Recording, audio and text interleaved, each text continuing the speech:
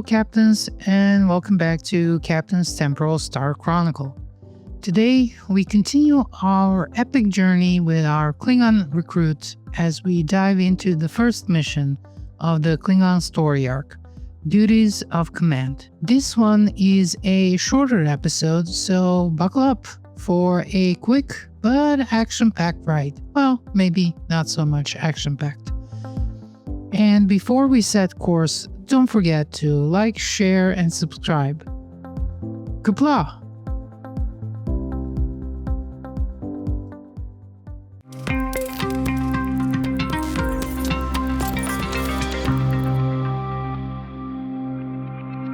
Now, our mission begins as Warden Gazan informs us that the prisoner has arrived. Our first stop? The Great Hall, of course, where Chancellor J'mpok awaits us to welcome us in a true Klingon fashion, which means some shouting, glory speeches, and a heavy dose of honor. But duty calls. As a captain of the KDF, we are assigned to the solemn task of informing Lieutenant Duran's Parmach. Geez, I'm butchering this Klingon so badly, but I'm trying, guys, okay? So, our task is to inform Lieutenant Duran's beloved chagrin of her passing. May she rest in Stovokor. Chagrin is located at the exchange where we meet Bank Officer Farm. Yes, a Ferengi as a bank officer. I know. Call me shocked. In a surprising turn, he even gives us a free tactical kit module. Or is it that surprising? Because Rule 194 clearly states it's always good business to know about new customers before they walk into your door. And what could Klingon warrior want? Maybe a thing that goes boom? Things take a turn when we find Chagrin unconscious in the back of the exchange, thanks to some pesky Nausicaan smugglers. After a quick skirmish, we take down the leader of the smugglers and finally inform Chagrin of his beloved's fate. In true Klingon spirit, he requests a place on our crew to avenge her honor. Mission complete. Qapla'!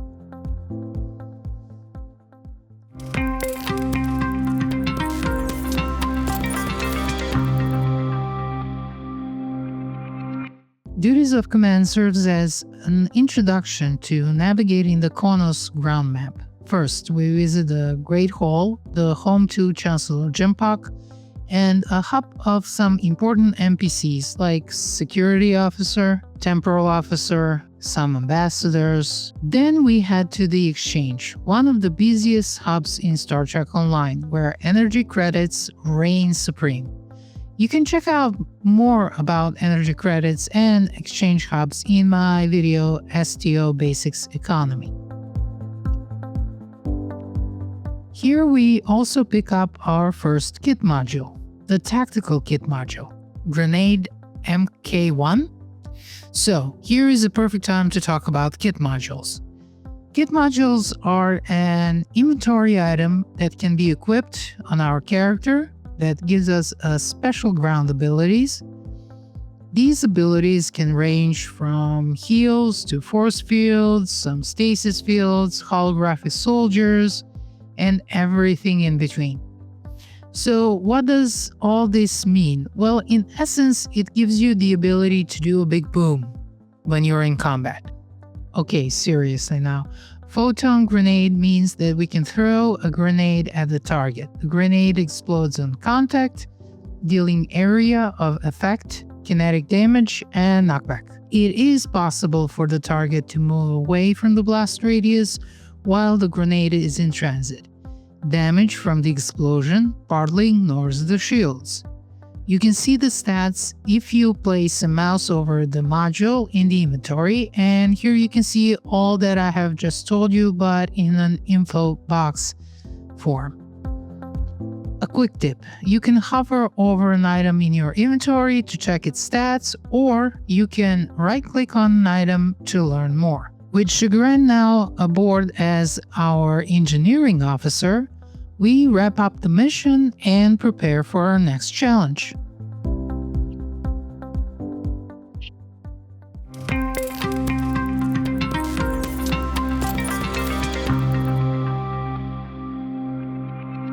Okay, this is going to be super short one. The most important NPC in this mission is Chancellor J'mpok. He is a powerful Klingon politician from the House of J'mpok. He ascended to leadership in 2393, according to Star Trek Online Wiki, after defeating Martok in ritual combat.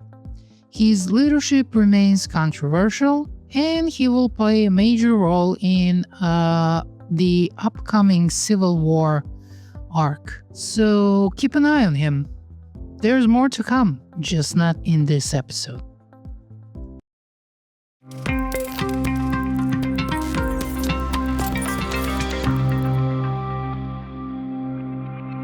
This episode introduces us to the Ferengi, one of the most recognizable and, at times, controversial species in Star Trek.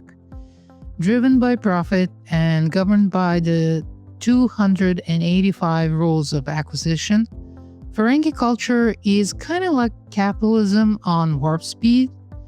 The first time we meet the Ferengi is in the Star Trek TNG Season 1 episode The Last Outpost, where Enterprise makes first contact with the Ferengi ship, and at first it kind of seems like Ferengi ship is holding our crew in some kind of a deadly snare, but it turns out that both of the ships are ensnared by a deadly planet. So both crews end up beaming down on the planet to face a trial by an ancient portal. It's let's say interesting episode. Well, let me clarify that. Interesting for the Season 1 of TNG at least. The biggest drawback for me is definitely cardboard thin representation of the Ferengi, who, to be honest, look more like cartoon versions of a greedy capitalist than a spacefaring and warp-capable species.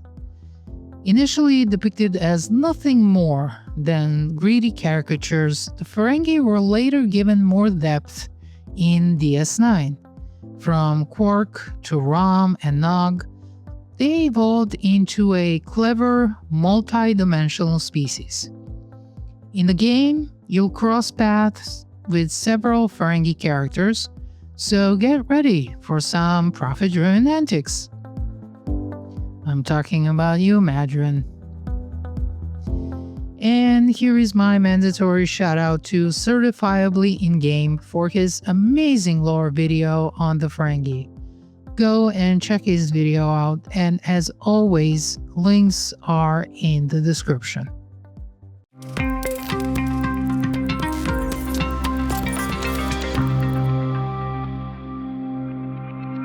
While we don't acquire any new ships in this mission, let's take a moment to geek out over the Ferengi Decora class mortar. With its eccentric, horseshoe crab-like design, the Ferengi Decora made its debut in Star Trek The Next Generation as one of the first new alien vessels encountered by the crew of the USS Enterprise D. It has seen many uses in the Ferengi Alliance, from being an advanced warship to a trade and transport vessel. This ship has a very distinct horseshoe crab shape that has been inspired by one sitting on the desk of the writer Herb Wright, who was also the writer of the episode The Last Outpost. The core comes with a battlecruiser Starship Mastery. Now, what is that? Well, Starship Mastery is kind of a form of leveling progression tied to a specific Tier 5 or Tier 6 playable starships. What that means is that with each progression level, you will be unlocking additional abilities for the ship. And here you can see I have a T6 version of the Quora. So level 1 is called absorptive hull plating, and you will be getting plus 25 physical damage resistance rating and kinetic damage resistance rating. Level 2 is the enhanced weapon banks that will add 15% critical severity. Level 3 is enhanced hull plating that will add 25 all energy damage resistance rating and 25 radiation damage resistance rating. Level 4 armored hull will add 10% hull hit points, and level 5 streak breaker. So when you miss, you will gain 1 streak breaker counter for every 60 seconds. Now at 5 counters, you will get plus 20 accuracy, plus 50 critical severity, and plus 10 critical chance for 15 seconds. The cooldown for this ability is 30 seconds. The Quora comes equipped also with the console called Universal Battle Module 3000.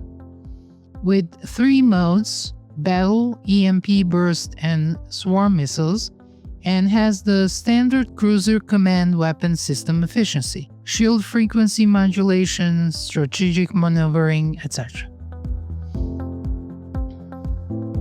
Now, I've said that I like pretty ships, but in no way am I the ship expert. They are interesting to me only as a part of the story, and that's when I notice them. So when I do notice a ship, that's like a big thing for me. If you want some serious ship talk, please go check out this amazing video on the Quora by Trekyards.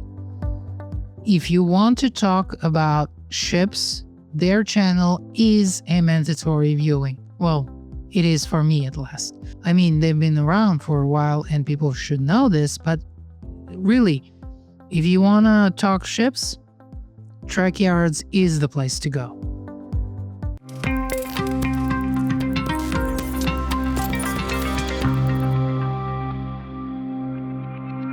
And that's a wrap on our first mission in the Klingon arc, Duties of Command. We explored the Qo'noS ground map, engaged in some ground combat, and dived into Star Trek lore along the way. If you had fun geeking out with me, don't forget to like, share, and subscribe. See you in the next adventure. Kabla!